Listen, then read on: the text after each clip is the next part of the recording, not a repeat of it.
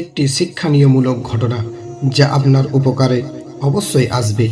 খলিফা হযরত আলী রাদিয়াল্লাহু তাআলা আনহু এর দরবারে এক ব্যক্তি এসে প্রশ্ন করলেন, কোন অপরাধের কারণে গাধাকে আল্লাহ তাআলা বোকা প্রাণীদের অন্তর্ভুক্ত করলেন? গাধাকে এত বোকা বানালেন যে সকল মানুষের বোঝা বহন করে।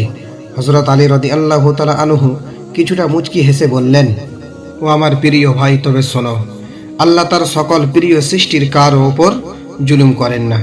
গাধার প্রতিও আল্লাহ জুলুম করেননি।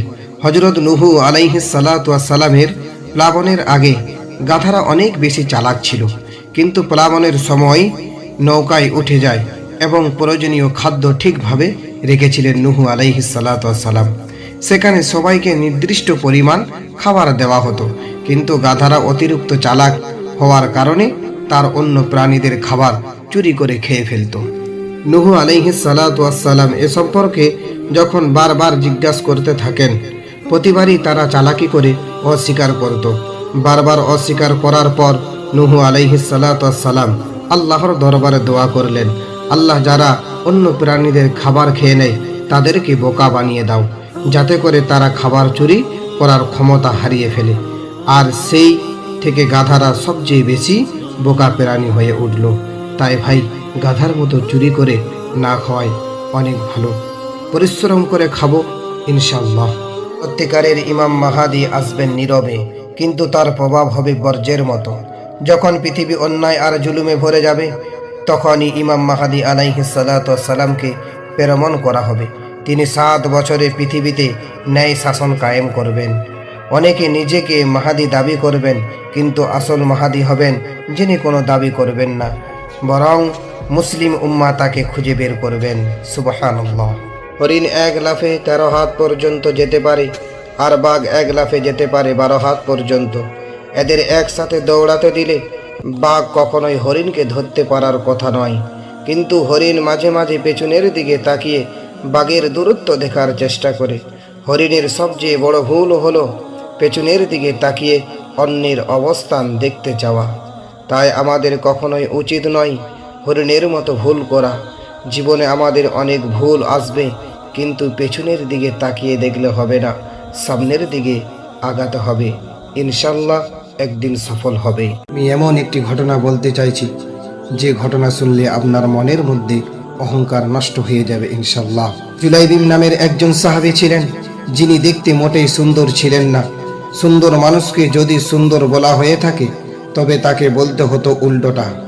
একদিন রাসূলুল্লাহ সাল্লাল্লাহু আলাইহি ওয়াসাল্লাম বলেন, জুলাইবিব, তুমি তো এখনো বিয়ে করনি, আমি তোমাকে বিয়ে করাতে চাই।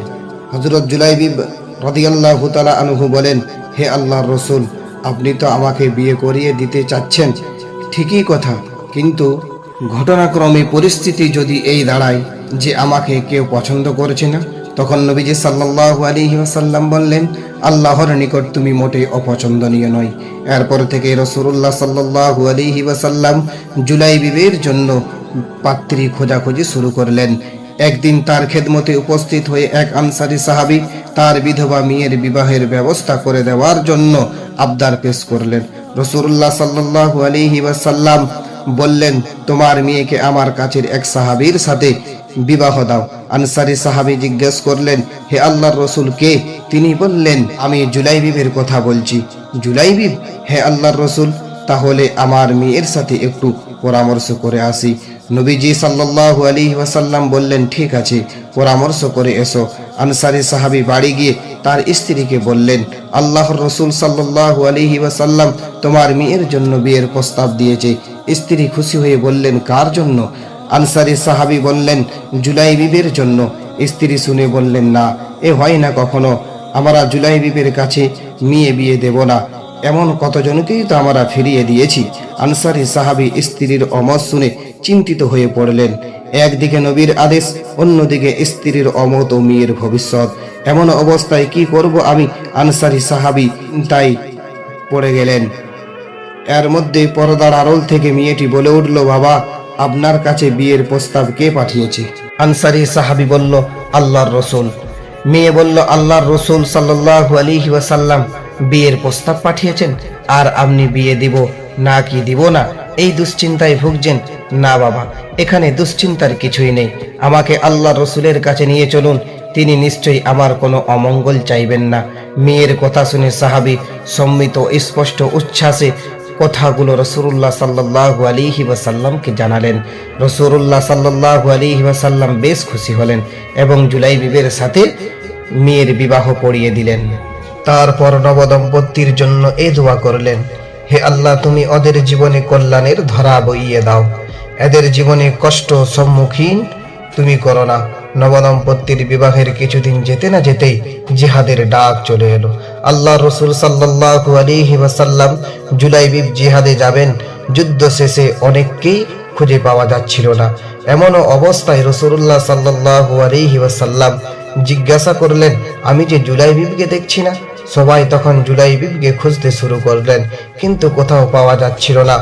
অনেকক্ষণ তন্ন তন্ন করে খোঁজার পর পাওয়া গেল শহীদ অবস্থায়। জুলাইবিব রাদিয়াল্লাহু তাআলা আনহু তখন 7 জন কাফেরকে চিরতরের জন্য জাহান্নামী বাসী করে দিয়েছেন আর নিজে শাহাদাতের পানি পান করে ফেলেছেন। খবর পেয়ে রাসূলুল্লাহ সাল্লাল্লাহু আলাইহি ওয়াসাল্লাম ছুটে যান, তার কাছে এসে বলেন, সে 7 জনকে কতল করেছে, অতঃপর শহীদ হয়েছে। সে আমার আর আমি ওর। অতঃপর নবী সাল্লাল্লাহু আলাইহি ওয়াসাল্লাম নিজে তাকে তুলে নিলেন এবং কবর খননের নির্দেশ দিলেন। এরপর নিজেই কবরে জুলাইবিবের লাশ রাখলেন। হযরত আনাস রাদিয়াল্লাহু তাআলা আনহু বলেন, আনসার সাহাবীদের মধ্যে জুলাইবিবের স্ত্রীর মতো অধিক দানশীল আর কেউ ছিল না।